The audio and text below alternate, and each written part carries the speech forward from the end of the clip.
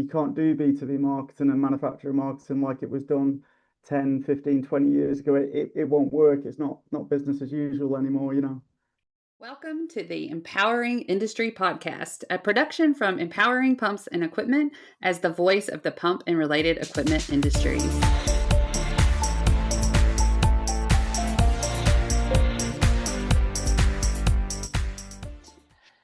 Hey, everybody, and welcome to the Empowering Industry Podcast. I'm your host, Charli K. Matthews Caruth, and I am so happy to be here with you. I hope your new year is started off well.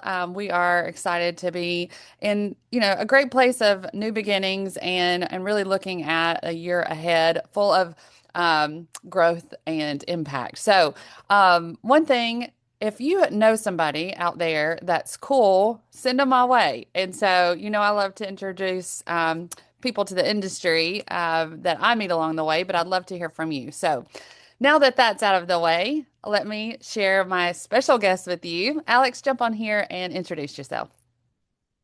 Sure, thanks, Charlie. So I'm Alex Cairns. I'm the founder and CEO of Move Marketing. So we're a full service integrated B2B marketing agency based in Manchester in the UK, and in Chicago in the USA. And we basically cater predominantly to manufacturers. Our client base is probably 80-90% manufacturers, and then we have a few clients in science and in technology also. And that's clients all over the world, across different manufacturing sectors and subsectors. Awesome. And so, y'all know I love Chicago. I've said it on here many times. And so, excited for you to be here in the US, helping clients there. But how did you get into the industry? We're always interested, especially into manufacturing, but what was your journey to get into marketing?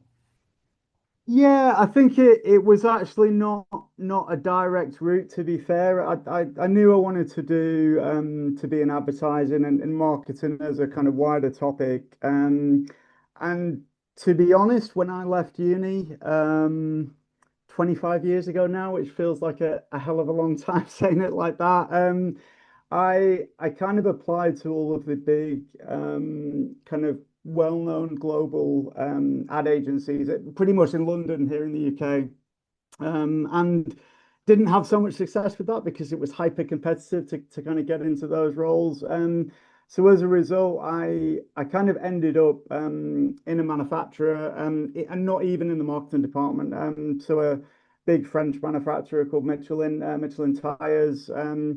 And really, I was, to be honest, that first year or so working in a call center, and that was kind of they called it a progression pathway, but actually that was a fancy way of describing the fact that it was call center work for the first year. And if you kind of the thinking was, okay, and if you rolled your sleeves up, and grafted, worked hard with that, you would get the opportunities to go into the department discipline you wanted to. And a year later, sure enough, that opportunity came up, and really everything went from there. Then I went on to a couple more client side roles, and then at a certain point decided to jump the fence and set up an industrial marketing agent, a B2B marketing agency. So Yeah, well, a lot of that resonates, right? Because we don't really know what our pathway is, especially in business and marketing management, that type of thing. No telling where you're going to end up, right? It's not the same as like a trade or a skill or something like that. It could go anywhere. So it's always interesting how we do end up in manufacturing. There's a lot of different careers in the space. And so with that kind of niche and being in marketing and advertising and helping clients and being kind of this global brand too, kind of seeing both sides of the global side, the landscape has changed a lot with marketing. Just tell us a little bit about that. I know 25 years is a long time to see change, but I feel like it's really been recent that there's been a rapid change. How are you feeling, or what are you seeing? yeah, I think that's a good way of describing it. I think I kind of see the biggest acceleration as having been over the last 6 years or so, but I think probably even maybe 4 or 5 years before that. So if we go back 10 years, sort of, 2016 or so, it was already starting to change massively.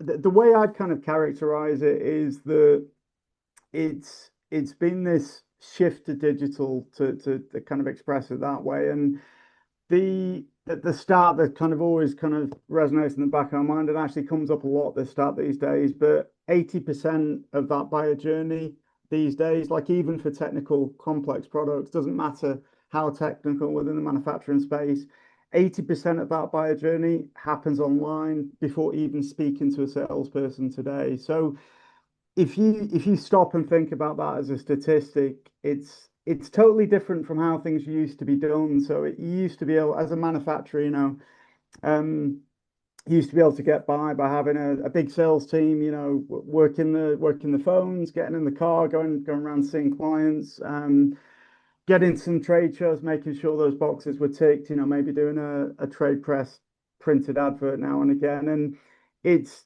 that as a whole kind of ecosystem or way of doing things has just been completely dismantled, over the last decade or so. And I think COVID and the pandemic was the big accelerant, because it was already happening, but that just kind of like fast forwarded everything. And it was like, oh, we can actually even do the meetings and like, we're here today on Zoom, obviously having this chat, and you can do the meetings online.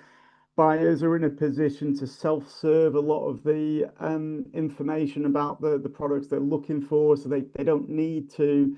They still need to. There's still a consultancy process with the sales team, but I really think that's where the sales role has changed from pushing information out to actually being a consultative force at the end of that process, really. So that's been the big shift, I think, and it crosses marketing and sales, but obviously we're very much kind of expert in the marketing side of that, and that's a lot of how we try and help our clients and actually just educate the market as a whole, because you can't do B2B marketing and manufacturing marketing like it was done 10, 15, 20 years ago. It won't work. It's not business as usual anymore. Yeah, you made me think a little bit about kind of that sales and marketing process of how influencers are kind of coming into the stage, storytelling, telling your story, getting to know the person and the people behind the businesses. I had never thought about it that way, but that is part of the sales process, that kind of getting to know people and standing for something. Anyway, I just made me think of that. What are you seeing, or what are your clients? Are they embracing this? Are they getting online? Are they, I guess, what is the tip for somebody who is really, okay, you got me. I'm ready now. You're behind the game, we know. But if they were kind Yeah, of starting, what would you advise them? I think as ever, that they kind of fall into three groups, I guess. So there's the group that perhaps are more closed-minded to it and not really open to kind of embracing that change at one end. At the other end, there's the group that embraced it 5 years ago or 10 years ago and were kind of ahead of it almost.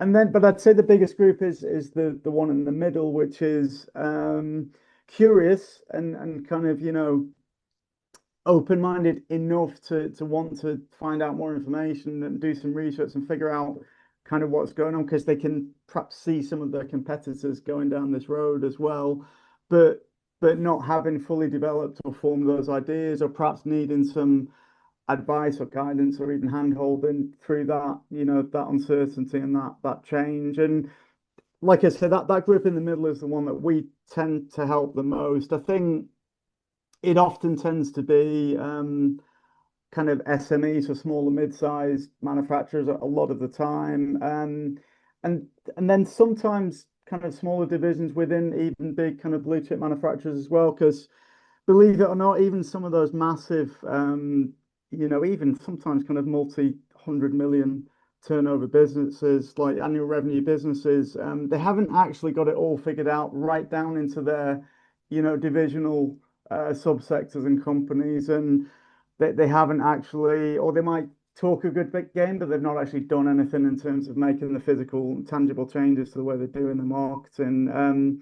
But I think going back to the sort of small and mid-sized group, which is again where we have a lot of our kind of client base, and that's a lot of who we help. They have some really unique challenges, I'd say, because oftentimes, certainly over 50% of the time, you're talking about a kind of generational family-owned business, maybe 40, 60 years or more. They've got used to a way of doing things. They've got used to a way of selling through, who they know in the industry a little bit. And it's where that shift comes in ownership, and often it is a shift because there is a generational change and a new generation kind of taking on the baton and taking on the challenge of running that company. That's often where we see that there's an opening for embracing this new buyer journey and embracing certainly some of the digital aspects of kind of what needs to be done to connect the dots on that journey. So I think that's one aspect, and probably the other aspect we see a bit in those small and mid-sized companies is where you've got there's an end game in mind. So for example, trying to get acquired through kind of private equity, something like that.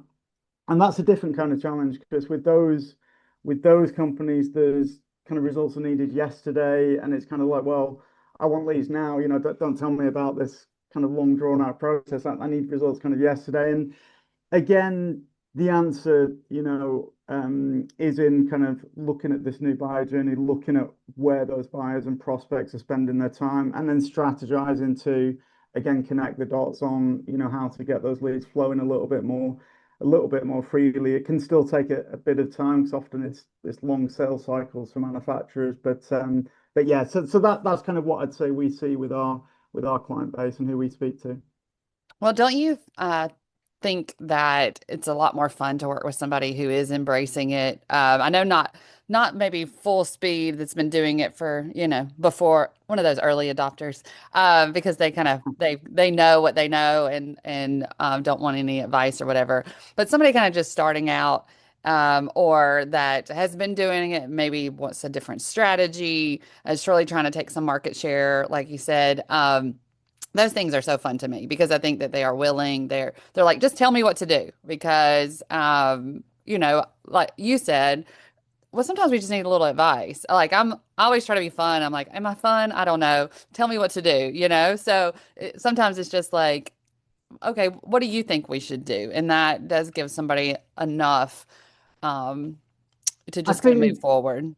Yeah, I think that's where we see the most success, to be honest. I think, and also the other thing I'd say is where they're kind of open-minded to what's going on and to this new journey that we're trying to help them through.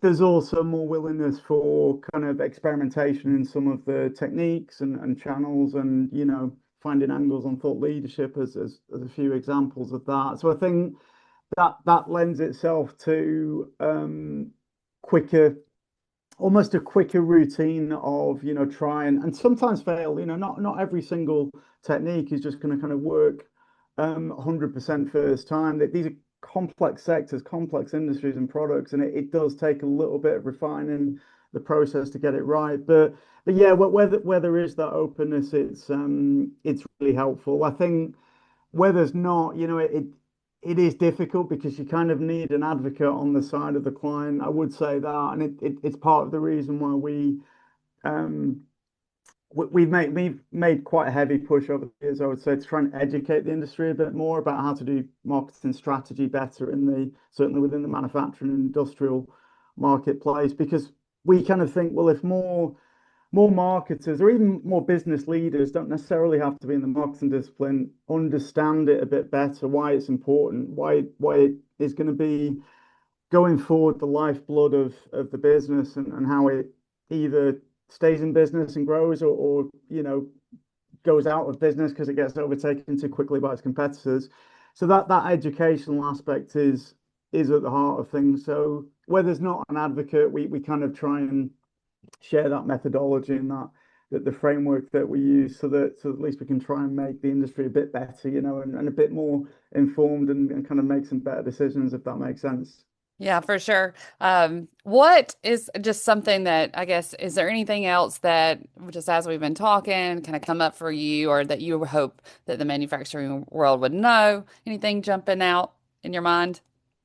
I just think the main thing probably, and it probably goes as a thread through what we've tried through a little bit, but it's just that I think there's a need to appreciate that it's not business as usual anymore. Be ready to adapt, be ready to get new perspectives, learn new ways of doing what might have seemed like something that should just always carry on the way it was done because it you look around, especially at the moment, and even just some of the kind of geopolitical stuff that's in the news the last few weeks or so, and it's an uncertain economic world out there. So I think it, there's a risk in terms of being static within that. I think there is a need to kind of keep moving, keep thinking, keep kind of putting the research together, putting strategy together, and actually constantly updating that as well.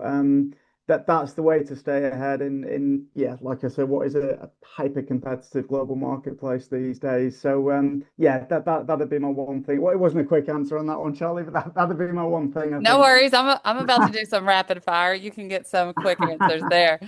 Fair But it enough, did fair make me enough. think about kind of the critical thinking. We talk about that. Just having time, having it on your calendar. I'm going to meet with somebody and we're going to go over our marketing strategy. Just setting that time to think about it is so important too. So, For sure, okay. yeah. So rapid fire. What's your favorite book? Oh, favorite book. Okay, you're catching me on the hop with these ones now. Probably Atomic Habits is a recent one that I've read certainly within the last couple of years anyway. Yeah, and the whole theory in the marginal gain stuff is quite tightly aligned with a lot of the way our thinking is and our kind of eight move strategy. So yeah. Love it. What about music? Music wise, I'm into like my dance music, so house music. Okay. And how about, let me think. What is the best advice that you've ever received? Um, Best advice that I've ever received. Yeah, well, there's a few on that. I think that the one that springs to mind is that sometimes you have to slow down to speed up. That's probably one that I'd say I apply myself or kind of pass on a lot day to day. That's So, good. Okay. What advice would you like to give the manufacturing sector, from your perspective? um, I think embrace change again to reiterate that one, but it's really be ready to embrace change because change is happening in at a quicker and quicker rate these days. So yeah, you got to get on board with that. Well, awesome. Well, it was great chatting with you again, Alex, and I appreciate the conversation from being somebody who's been in the industry 20 years and watched this change of media marketing and advertising. It's been crazy ride, but it's exciting. It's fun. We get to go out there and see manufacturing and tell the story. Um, I just love it. So thanks for joining in. I know you do too, or you wouldn't be doing that job. So y'all share this episode, ask questions, be curious, and try something new. So thanks everybody. Until next time, be empowering.